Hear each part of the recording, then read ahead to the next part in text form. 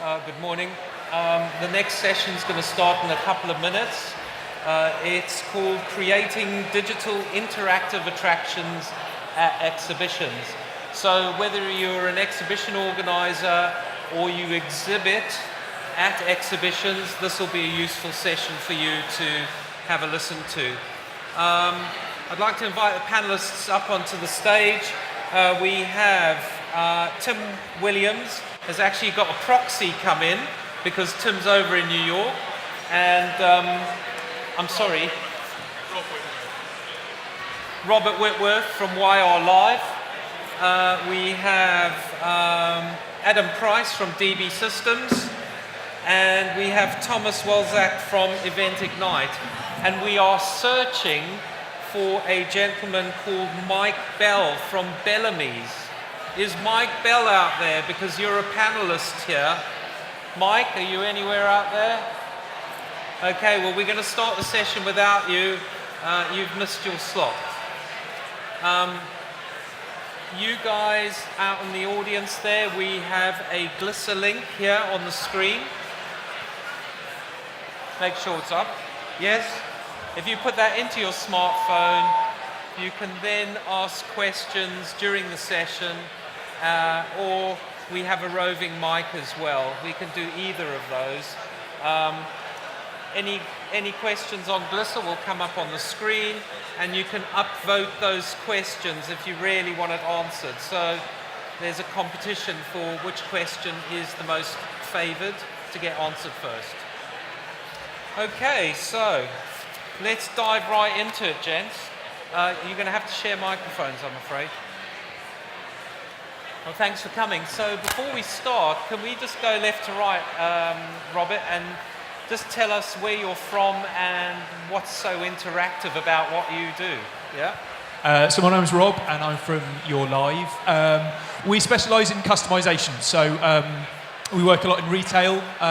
You can go into Levi's on Regent Street at the moment. You can design a T-shirt, and we'll using our software, and we'll print and produce that for you live in store. In this kind of environment, we do a very similar thing. If you're an exhibitor and you want to give away some form of branded merchandise, we have a solution whereby an individual can come to your stand, design that product, and then we'll produce it, and they'll walk away with it typically a couple of minutes later. So in a nutshell, that's what we do at Your Live. Hi, so my name's Adam Price. I'm from DB Systems, and we create all types of interactive solutions, and we've got a stand just at the end there that you can come and have a look at. But it might be that when you walk in an area, it triggers some content. It might be that when you put an object on a touch screen, it triggers some content or it plays some music. So we like to make events and exhibitions interactive by using motion. We create apps so people can learn a little bit more about a product. So yeah, and we've got lots of examples that you can come and have a look at when you're finished. Hi, my name is Thomas Walczak. I run Event Ignite, event technology company. We work with people like Reed Exhibitions, Informa, Clarion, and we provide responsive digital signage and also interactive plan your day floor plans where visitors can walk up and, a bit like in a retail shopping mall, find what products and services they're after, and that will produce an interactive floor plan with those exhibitors highlighted. Great. So all you guys are kind of interactive specialists, so you're always looking around to see what's new out there. Let's have DB do a lot of different types of things, Adam. So what have you seen that's hot on the kind of trends area of interactive stuff? Yeah, so what we like to do at DB is take technology that you can easily get your hands on. So it might be something like a touch screen and a laptop, and then we will create some software to make it interactive. So a good example of that is touch screens have been around for many years now, but we've recently turned them into what are called object recognition tables. And that's a touch screen that you put on its back. It's an everyday touchscreen that you can use, and then you can put an object on top of the object recognition table, and it will then open up an interactive area, but it knows what object you've put down. So let's say I put this microphone down, You can pop that down, it will then tell you about the microphone. I can then put a watch down and it will tell you about the watch. Now, we're not using amazing technology for that. We're basically using a piece of software that we've written and an everyday touchscreen that you can get your hands on that's not going to cost you a fortune. So that's something that we've seen trending a lot recently, and it's something that you can use in many different ways as well. You can use it in a really in-depth way, and you can learn about something from the pharma industry, or you can use it in retail where you simply plonk a product down and it tells you about that product. Okay, and then over to you, Robert. Yours is not a ones and zeros software product. It's more about something that's kind of low-tech. It's a T-shirt design, isn't it? So you're creating interactivity by using, so we're not necessarily having to develop an app or something like that. Do you see that kind of interactivity in other areas as well, or have you seen other things that don't happen to be ones and zero based? I mean, the user journey in our product does start with software, so it is it's bonding of the two things, I suppose. So I think you start by designing the product with a touchscreen, but the longevity and the real value in what we do is the fact that you have that experience. It's linked to the brand, it's linked to what you're doing on the exhibition stand, but then the user is walking away with something that is tangible. Yeah. And I think that's really important. It's often a branded product, which is important for the client. But the value of that branded product is that it's designed by the user. They've interacted with your content, with your message, and they've actually produced a piece that they've had an influence on what it looks like, so it doesn't become the T-shirt that you do your gardening in or you go to the gym in, and it never gets seen outside of these four walls again. It's something that really has a value, and I think bonding, the digital experience with with a memory, with a tangible thing, I think is really important. Okay. And in terms of educational resource, do you think that it's important to have, in terms of what you guys do in interactivity, so wayfinding and screens like that, where's the educational element? How important is that for interactivity? Well, the educational element is sort of built into the product itself. So with digital signage, the advantage is that it's timed, and with timed calls to action that can be controlled by the event organizer. People can be up to date at all times, and with interactive digital signage, people can choose what to look at, and with a personalized interactive floor plan and personalized recommendation, this is a way for the event organizer to control what sections of their audience see what, and educate themselves. Okay.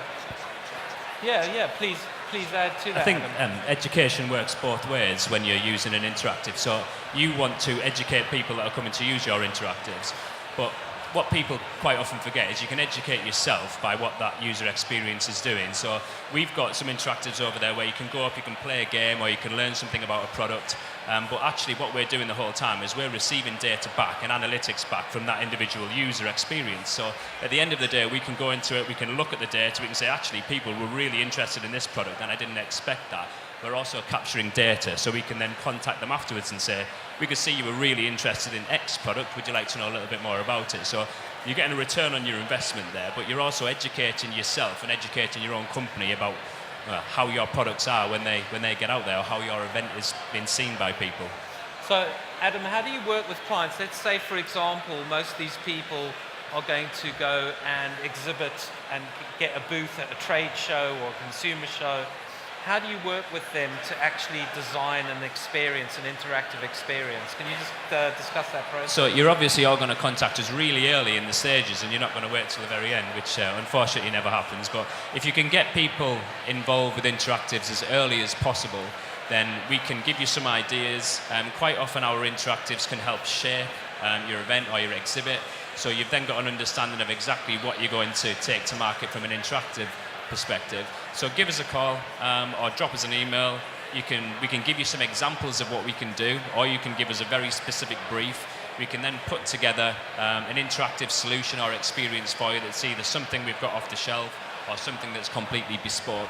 And then we've got the AV team to provide all of the relevant AV equipment that will work, and a network team that can provide all of the networking equipment that you might need for it as well. So it's kind of an all-in-one solution that we offer. You don't have to use our AV. If you've got your own, then we can do it that way as well. But effectively, if you give us a brief and an idea of what you're trying to achieve or what you're hoping to achieve, we'll give you maybe 4 or 5 different ideas and solutions, and you can just choose whichever one works best for you.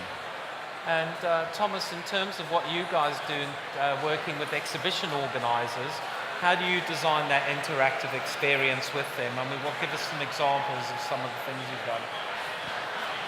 So it's actually the same for every event, but the specifics differ. So the user experience from the visitor point of view, has been tested across multiple events. So we know how visitors interact with a plan your day area that has a number of these interactive floor plans laid out. You can see how human behavior and technology work together.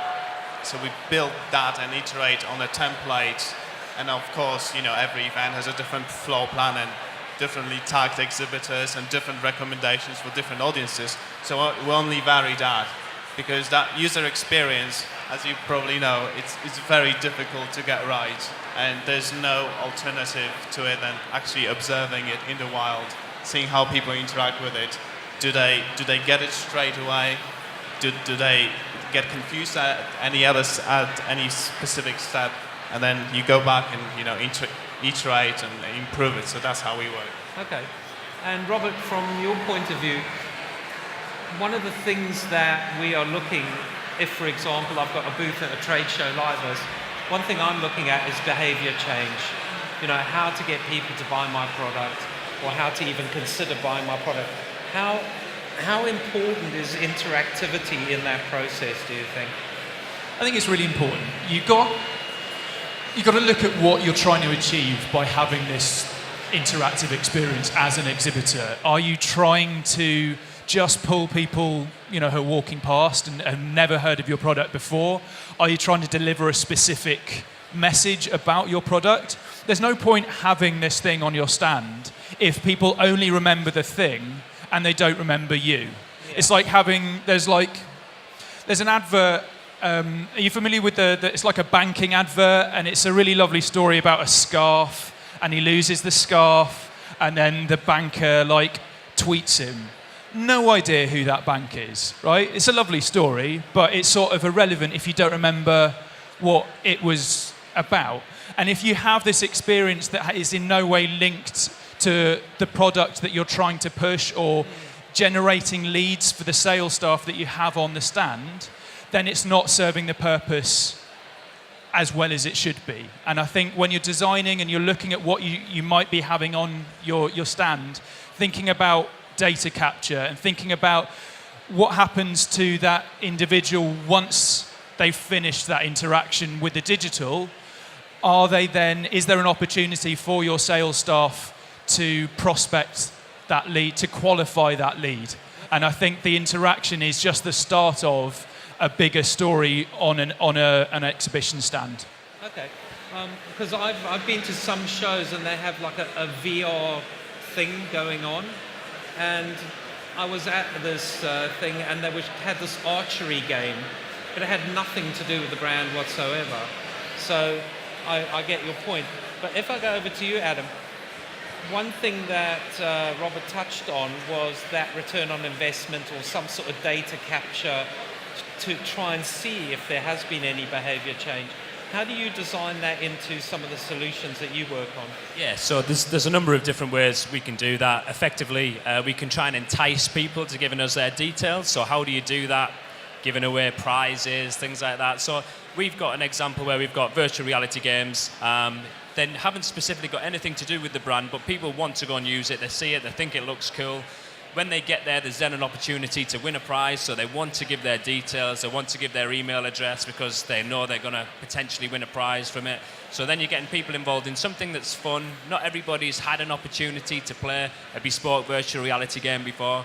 and then you've got their details. And another way that we do it is by giving people a better way of collecting information as they go around. So you might have 7 or 8 tapping points, and there's a lot of those located around here today. So you can take your RFID card, or it might be a smartwatch, something like that, and you can walk around an exhibit and you can collect data as you're going along. So that's giving you a reason to tap, rather than just giving somebody your information. You're receiving something back. And I think that's the key to take from that. You need to give people something. You can't just ask for their data, because I certainly don't want to give my data for free. I want something back in return for it. So, do you have something on that? Please continue. Yeah. So, working with exhibition organizers, we integrate with registration companies to automatically link and personalize the interactive floor plans by way of scanning your badge as the visitor.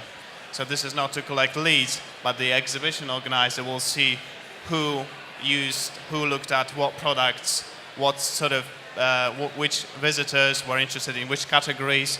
How does that match with the predictions before the event? So we can provide that real data. Now, the only tricky bit with this is that we have to disclose that on the registration form, because that's, your activity using interactive floor plans will be tracked. It's anonymous data, so it won't be collected, but nevertheless, the event organizer will see a full breakdown of what visitors were searching for, what products, and how much attention was devoted to each category. Okay, so let's take some of the questions from the audience out there. And the one at the top of the list is, and I'm going to come back to you, Adam, because you touched on this, is how do you measure ROI usage and brand metrics with interactive engagements?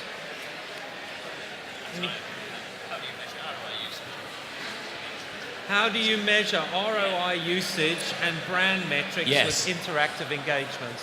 There are thousands of ways of doing it, is the answer to that question. And I suppose what you need to understand firstly is, what information do you want to get? Do you want to know how long somebody has been spending watching a video? So we can measure that by putting sensors in the floor, and then we know that that person's watched that video for 30 seconds or 5 seconds. Do you want to know how many people have passed through a certain area, so we can use measuring systems for that? Or do you simply want to know what products people are interested in most? Give people an opportunity to take data away on a product, so they're tapping and you're taking that information away. You might want generic data where you're just using heat maps to understand how many people have passed through a certain area as well, rather than it being specific. So the answer is we can use Raspberry Pis, we can use high-powered PCs, we can use Xbox Connects. So there are many different metrics and ways that we can get that data. I think the key is understanding what data you want, and then we'll come up with a system that will suit you to be able to obtain that data. Okay. We've also got another question's come to the top since, and this is one for you, Thomas. How do you cope with last-minute changes to the floor plan? Well, that's fairly straightforward. It's digital signage, so we can update it instantly. We can either integrate automatically with your floor plan provider. If you have a floor plan that lives in the cloud, we can pull those changes automatically. But the manual way is also very quick. You just send us the new updated floor plan, and our team of people look at it and overlay these changes and updates all the interactive floor plans. That takes about 15 minutes from start to finish, so that's very realistic even on the day. Okay, and I'm going to come to you next, Robert, and ask you, what's the best interactive attraction besides your t-shirts you've seen at a stand or exhibition? And then I'm going to ask you guys the same question, aside from your products, yeah? I wouldn't be doing my job if I didn't say it was one of ours. But no, I don't know. I think things that, fundamentally things that are a bit different are always going to go down well. So the first time you see anything at an exhibition is always, it has that impact. So for some people that will be something that we're doing. But for, if you've seen it before, it won't be. I'm fluffing. I suppose what I'm getting at is it's about what the actual exhibitor wants to get out of it. And the best sort of feedback that we've had is not, so-and-so walked past and said it was amazing. It's actually our sales staff have generated these leads, and that's actually what I think is the most pertinent sort of thing about the exhibition. So without saying our own thing, and by saying not very much at all, in fact, that'll be my answer. Okay, you sound like a politician there. I've had time to think, so I'm cheating now. I think the best exhibit that I've seen, it was actually an art installation, and it found its way into a few events. And it had water coming from the ceiling like rain. And as you walked into this area, sensors detected where you were, and the rain would stop above you. So you could effectively walk through this room where water's coming down, and you'd always be surrounded by dry. And that for me was just something that I'd never seen done before, and it was something that people were just amazed by. And it was really fast, so you could try and run through it, and you'd never catch up with it, you'd never get wet. So you're walking through this soaking wet room, staying completely dry. And I think that's kind of laid the premise for how some of our interactives have worked after that, how you've got zones around you that you're interacting with. So we saw that, and that really for us was quite a game changer in an exhibit. Great. Thomas? Yeah, Your favourite?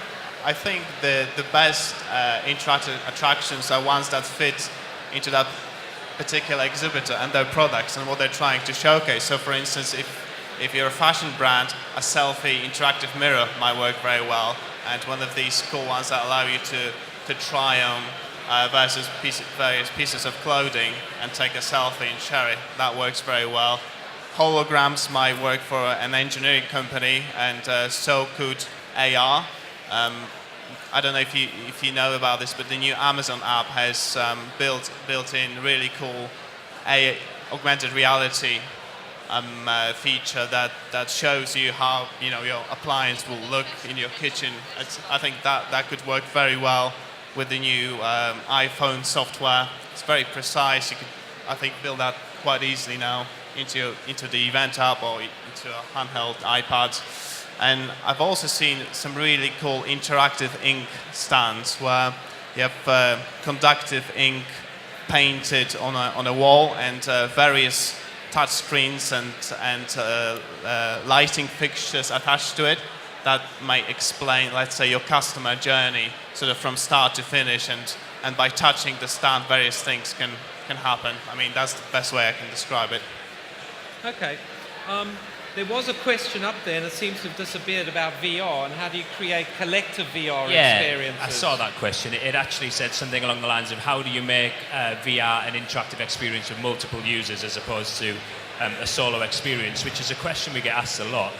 When you put a VR headset on, you're in your own little world and you're interacting with a piece of software, so everybody else is completely cut off. If you've got headphones on, you're completely out of the equation. So how do you make it an experience for multi-users? Two ways you can do it. You can put multiple users on. I was in Vegas recently, and I was shooting zombies with my dad, my sister, and my brother-in-law. We're all in a huge room. I can see them in a virtual world, and we're killing zombies as they're coming towards us. So that was a multi-user experience, but that's extremely expensive. You need a lot of space. You need a lot of time to put that together. We've got some VR experiences on today where when the user puts that on, they are in their own little world, but we've made the software work in a way that you can watch that person and you can enjoy it. You can enjoy watching someone play VR, because what they're doing is there's big movements, they're grabbing things that are coming out of the sky, they're throwing things into a box. So you're watching this person have that experience, and you can enjoy watching people do it. And go down and have a look. You will enjoy watching people just use it as an experience, and you can see what they're doing on another screen, so you've got that experience that they're seeing as well. So it can be a multi-user experience even though there's only one person using it. Okay, look, we're going to have to wrap it up, so I'm going to have one more question and then get each person to do 30 seconds only on this question, right? We'll start with you, Thomas. With so much event tech now, how can you stand out with an interactive something? Oh, that is a good question. But I think this is a wrong question to ask, because whatever event tag you're doing on your stand or as the event organizer, it has to fit a basic purpose. I think we're way past the age of gimmicks and people being blown away by big screens and high resolution and headsets. People see that more as a way to create friction. And events are all about the live face-to-face experience. That's the main attraction of events. That's why people go to events. So I think the only reason to use event tech is to accomplish something specific that you could not accomplish without event tech, and not treat it as a gimmick. And I would not treat it as a way to attract people to the stand in the first place. Because then you get an awkward conversation of converting those people who are interested in your gimmick, if your gimmick is very successful, to get them interested in your company. So, to touch on Robert's point earlier, it's a tricky sort of conversation. Okay, thank you. Adam? I think two important parts of this for me are brand your content. Your content is going to represent who you are and what you do. If you're using an off-the-shelf solution that's not branded to your own business, it's going to look the same as 20 other people that are in the same exhibition. So brand your user experience. Make sure that it shouts out who you are. It's got your colours, it's got your logos, it's got information that's relevant to you. But I think, as well, use the right medium to put it on. So, we're down the corridor there, we've got a huge curved LED wall. That works perfectly for us today. That's what we want to shout about and show people that we can do. It's not necessarily going to work for you at an exhibit. You might be better off having something on iPads that you can share with people. So use the right media, and that's going to make you stand out and look a bit different if you've got something that's a bit unusual. But most importantly, brand your content. Make it look like it's your own content. A last word with you, Robert. 30 seconds, please. Similar to what Adam said, I suppose. Steer away from the generic, I would say. Brand what you're doing, obviously, but try, I think, make what you're doing personalised. If there's a way to make my user experience different from Adam's user experience, that will mean that you have something that is unique and stands out and is a little bit different. We do that by allowing you to customize your product so it looks the way that you want it to. But there are ways that with the kind of stuff that you guys were talking about earlier, that by interacting with it in different ways, you get a different response from that digital experience. So you can make your experience stand out by giving people almost a different experience per user. Okay. Well, we're going to call it to a close there. I hope you've learned something from the session, and if you're exhibiting, these guys are around at the show for the day, and you can go up to them and ask some more questions. Thank you for Thomas from Event Ignite, thank you Adam from DB, and thank you Robert from YR Live. Cheers, thanks guys.